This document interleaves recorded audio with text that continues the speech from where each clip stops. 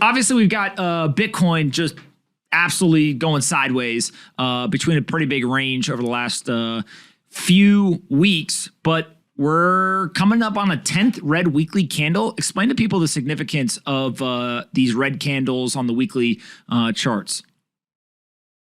Yeah, I mean, I just think it's kind of a fun fact that we've reached a record number of down candles, and everyone keeps saying, well, we've got the 8th in a row. Certainly next week will be green. We've got the 9th in a row. Certainly next week will be green. And here we are with this nasty wick on the top side of the candle. And looks like we're currently, at least as we're speaking, in the 10th red week in a row. So pretty brutal price action and over the last few months. All right. And then if you start to look at the importance of this, is it just something that traders look at, or should like regular Bitcoin holders who are just dollar cost averaging in or just hold Bitcoin to protect their economic value, should they care about this idea of like a 10-week losing streak? Like what's the significance of 10 weekly red candles?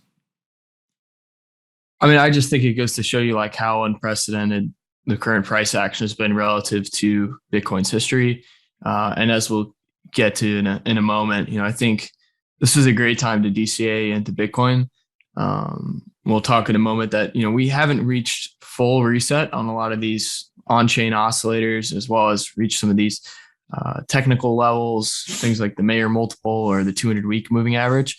But we are, very close to those and in the lower 10th or 25th percentile of all these on-chain metrics. I mean, which we've been saying for the last month or two, but it still holds true. I think for people who dollar cost average into this asset, this is the time where you want to be ramping up your DCA. And as I kind of put on Twitter a little while ago, I think this is a DCAer's paradise. And I think, relative to Bitcoin's history, where Bitcoin's trading based off of just price action oriented things or also behavioral things shown by on-chain, I think we're at a great kind of area to average into for the long-term investor for sure. All right. And then if we go ahead and we take a look at these lower timeframes and Bitcoin kind of being range bound, you've got a chart here that's showing us what looks like it's just trading within this band. What exactly are you pulling from this one? Yeah, I really honestly just put this chart in here just to show like how horrendous this price action has been over the last like 2 or 3 weeks. We've just been in a range and it just is grabbing liquidity on both sides of it. So meaning like, you fake out to the upside of the range, fake out below the bottom of the range. It's just not the type of trading that I find conducive in this environment. I think, in this environment, you want to be building long-term positions and things that you're convicted in. Obviously for me, that's Bitcoin.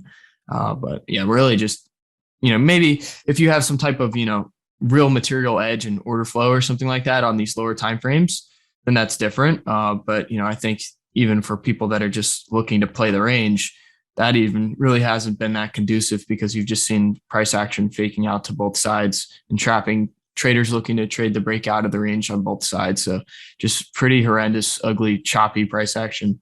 Hey, you, did you like this video? Great. We make 5 of them a day and post them here on this channel. Make sure you're subscribed, like the video, and see you next time.